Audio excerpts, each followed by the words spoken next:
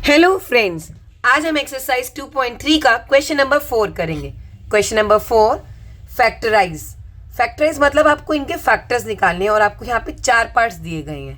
अब हम इसे कैसे करेंगे? सबसे पहले जो आपका ये ए है, जो एक्स स्क्वायर के साथ होता है, ये A X square plus B X plus C, इस तरह की हमारी इक्वेशन होती है। तो यह जो ए है 12 है और इस 1 को आप मल्टीप्लाई करिए। 12 इंटू 1 12, ठीक है। अब आपको इस 12 को फैक्टर्स निकालने हैं। तो अब 12 का 2 6 ज़ा 12, 2 3 ज़ा 6, 3 1 ज़ा 3। तो इसको हम सबसे पहले मेथड समझते हैं, हमें करना क्या है। आप जो फर्स्ट टर्म है 12x स्क्वायर उसे ऐसे ही लिख दीजिए और 1 इसे ऐसे ही कर दीजिए। इसमें हम यूज़ करेंगे splitting method, middle term splitting method, जिसमें हम मिडल टर्म को इस तरह से लिखते हैं कि उसके जो नंबर्स हैं वो इस 12 के आने चाहिए। कैसे? जैसे कि आपने इसका फैक्टर किया 12 का, अब आपको दो ऐसे नंबर्स चाहिए जिन्हें हम प्लस करें या माइनस करें तो हमारे पास 7 आए और मल्टीप्लाई करें तो 12 आए।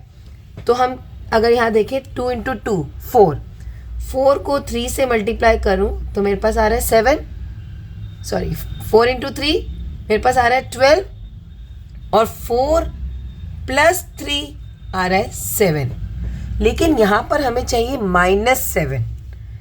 अब माइनस करने के लिए हमारे पास यहाँ जो दोनों नंबर्स होने चाहिए वो माइनस के होने चाहिए। क्यों? क्योंकि -4 और -3 मल्टीप्लाई करने पर 12 आते हैं, 2 माइनस कट जाते हैं। तो हमारे ये दो नंबर्स क्या आ गए? -4 -3। इनको मल्टीप्लाई करने पर हमारे पास 12 आ गया और प्लस करने पर -7 आ गया। तो हम -7x को कैसे लिख सकते हैं? -4x -3x। इस मेथड को मिडल टर्म स्प्लिटिंग मेथड कहते हैं। अब नेक्स्ट स्टेप में क्या करेंगे? ये जो पहली दो टर्म्स हैं और ये दोनों टर्म्स हैं, इनमें से हम कॉमन निकालेंगे। अब आप 12x स्क्वायर -4x में से देखिए क्या कॉमन है। 12 को हम सोचें 4 इंटू 3 12 होता है, तो यहाँ से 4 निकल जाएगा और इन दोनों में x कॉमन आ रहा है। बचा हमारे पास क्या? 4 के टेबल में 12 कब आता है? 3 पे। 4 3 ज़ा 12 और एक x बच गया, माइनस का साइन रहा। 4x हमने पूरा निकाल दिया तो हमारे पास क्या बचेगा? 1, क्योंकि 4x इंटू 1 इज़ 4x। अब हम इन दोनों टर्म्स में से कॉमन ढूंढेंगे। अब इसमें आपको दिख रहा है कुछ भी कॉमन नहीं है, तो हम -1 बाहर निकालेंगे, क्योंकि 1 से मल्टीप्लाई करने पर सेम नंबर हो जाता है। और हमें यहाँ पे साइन का भी ध्यान रखना है। यहाँ मैंने माइनस क्यों निकाला? क्योंकि हमारे पास जो है यहाँ पे 3x आना चाहिए, क्योंकि यहाँ प्लस में है। तो यहाँ पे अगर मैं माइनस निकालूंगी प्लस निकालूंगी तो यहाँ माइनस हो जाएगा। इसीलिए मैंने यहाँ पे क्या करा? -1 निकाल लिया ताकि मेरे पास 3x आए और यहाँ पर क्या आएगा? -1। इन क्वेश्चंस में क्या होता है कि जो ये फैक्टर होता है वो सेम ही आता है। तो आप देख लीजिए -1 इंटू 3x -3x, -1 इंटू -1 +1। तो ये हमारे दो फैक्टर्स निकल गए। अब हमारे पास एक टर्म ये बनी और एक ये बनी। अब इसमें क्या कॉमन आ जाएगा? 4x -1 और क्या कॉमन आ गया? 3x -1। तो जो आपको ये 3x -1 है दोनों टर्म्स में है और बचा क्या हमारे पास? 4x -1। इस मेथड को हम मिडल टर्म स्प्लिटिंग मेथड कहते हैं। अब हम दूसरे पार्ट में देखते हैं। तो जो सबसे पहला स्टेप क्या होगा? आपको फर्स्ट नंबर और जो ये 3 है इसको एज इट इज़ लिखना है। अब हम इन दोनों को 2 और 3 को मल्टीप्लाई करेंगे। 2 और 3 को मल्टीप्लाई करने पर हमारे पास आता है 6। अब आप इस 6 के फैक्टर्स बनाएंगे। 2 3 ज़ा 6, 3 1 ज़ा। अब हमें ये देखना है कि हमने इसका फैक्टर कर दिया। अब हमें ये देखना है कि हमें ऐसे दो नंबर्स चाहिए जिनको प्लस करने पर +7 आए। ठीक है, तो क्या हो सकता है? यहाँ पे हम इन दोनों को अगर देखें 6 इंटू 1 6 इंटू 1 6 होता है और 6 + 1 7 होता है। इजी।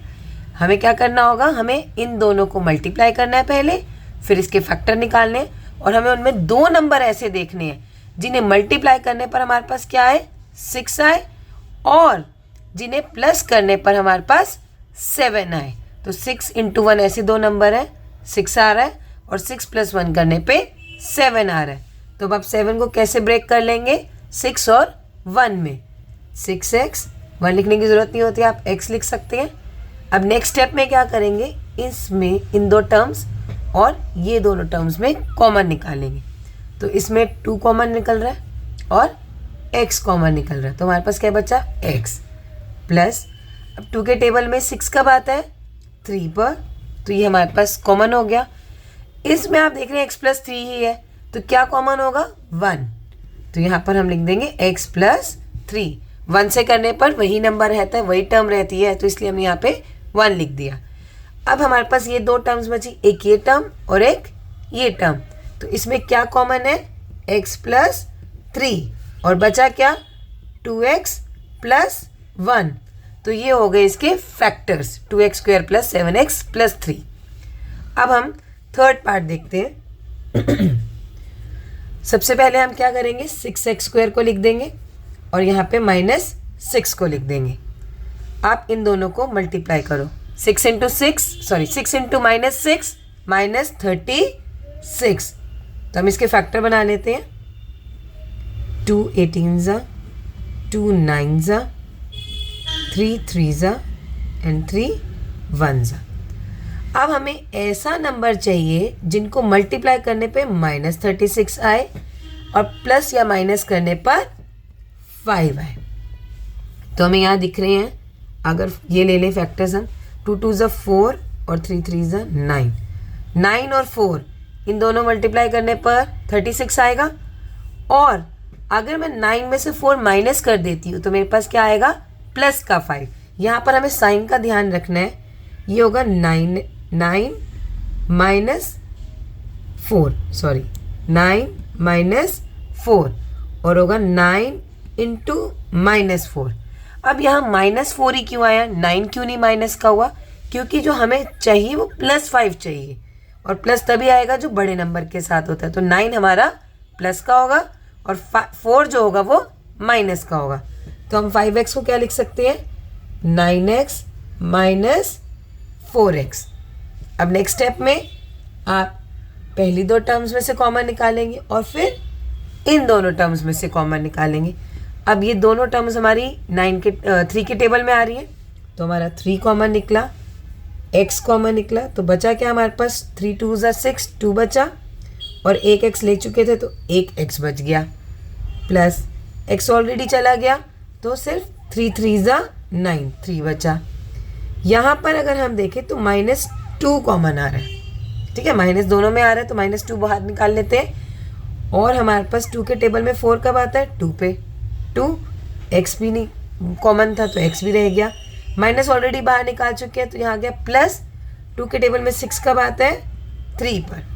तो हमारे पास अब ये 2 टर्म्स बच गई, एक ये टर्म है और एक ये टर्म है, तो इसमें से क्या कॉमन निकल गया, 2x प्लस 3, और आपके पास दूसरी क्या बची, 3x माइनस 2। तो ये हमारे फैक्टर्स निकल गए। नेक्स्ट पार्ट में हमें दिया 3x square minus x minus 4। तो सबसे पहले हम क्या करेंगे, 3x स्क्वायर लिख देंगे और -4 लिख देंगे। अब आपको इस 3 और -4 को मल्टीप्लाई करना है, तो आ गया हमारे पास -12।